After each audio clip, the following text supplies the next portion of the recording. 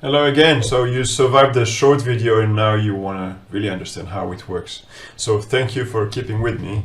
And before we start, I'll just say that I was on a business trip a couple of months ago and I lost my suitcase and I kind of gave up on it. But after 47 days, I got it back and it had one of my favorite t-shirts inside. And I can show you my t-shirt. It's the Parcel Fabric t-shirt. Some of you might have it. So it's made out of 100% Parcel Fabric. It's a joke, but we'll go over this video. We'll go over the source data, over the geoprocessing tools, and I'm also going to make the data available, the project, as part of the Parcel Fabric community. So you can grab it there, and if you want, you can run it yourself and take it and tweak it to your own data. So as we saw in the short video, we have a georeference plat here, and we also have a geo-referenced DWG file, so it's in the correct location. And there's another about add-in that Tim created about georeferencing CAD drawings properly. So that's outside of the scope of this video here. So as we saw in the previous video, there's also a combined scale factor involved here. And let's look at the source data. So this is a real DWG and it has a structure that allows us to take some of the data and not the other type of data. So I'm going to add the polylines to the current map. And if we look at the polylines, we'll see that there's different layers here. One is called plat, BND, boundary, coordinates, and so annotation, and etc. And we only want a subset of those layers. Some of those layers create the lot boundaries, some of them create the outer boundaries, but those lines over here, for example, those are like leader lines. We are not interested in those, and the same goes for the lines over here, the red lines, which belong to those annotations, right? So those are type of lines that we are not interested in.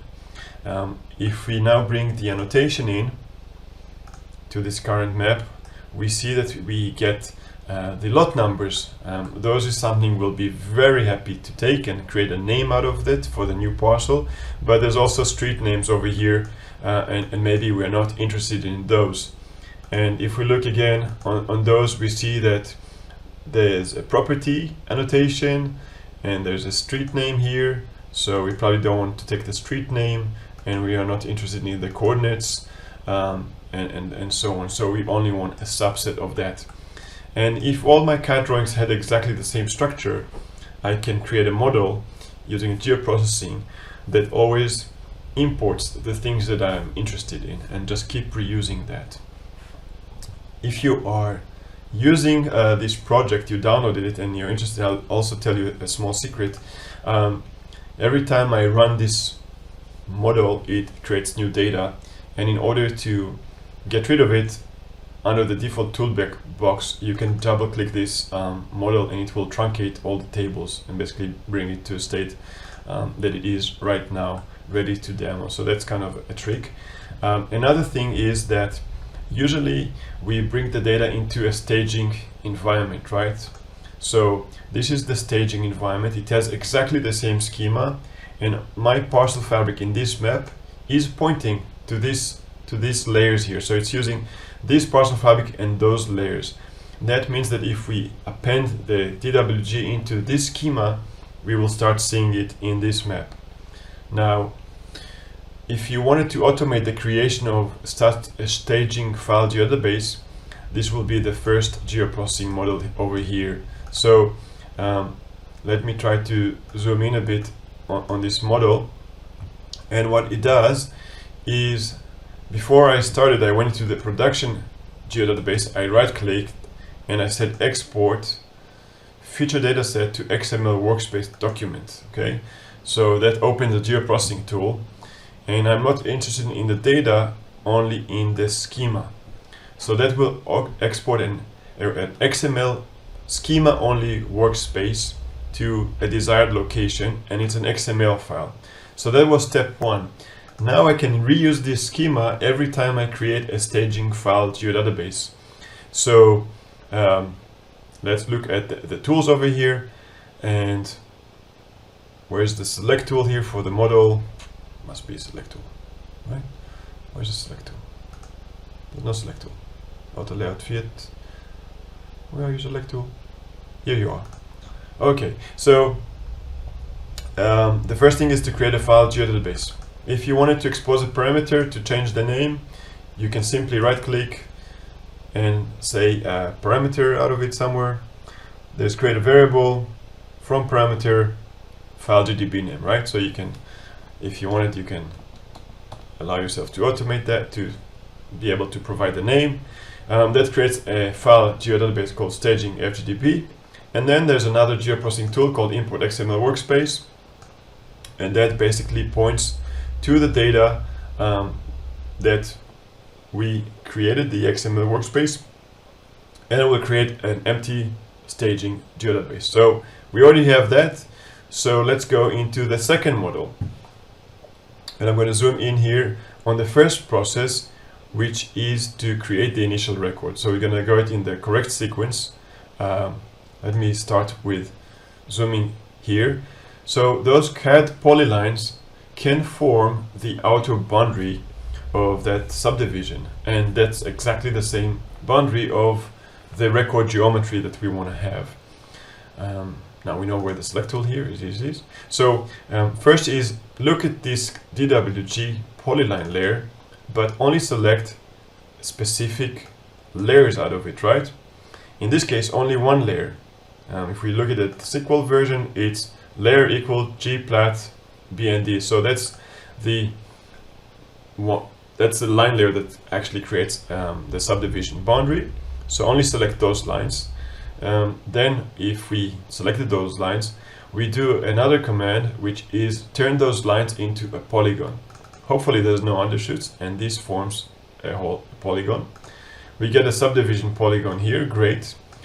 Now we're going to add a field to that, and the field is going to be called name. And that's going to be the name of the subdivision, and we allow the user to provide that name. So we run a calculate field, but we expose a parameter here that says the record name. In this case, it's called Windrow Section 1 Subdivision, and this is a parameter, so every time we run it we can provide a different name. This will basically calculate the name field with this value, and then we can append it. Where do we append it? We append it into the records feature class. So we have the parcel fabric records, we append that geometry into it.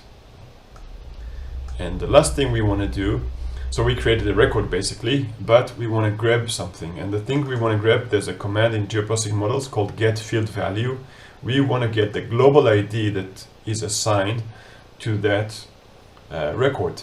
And the reason we're doing that is this will allow us to associate the parcels and boundary lines that we are going to create to that record, right? So we grab the global ID and we call it the record GUID, right? It's the global ID that we grab.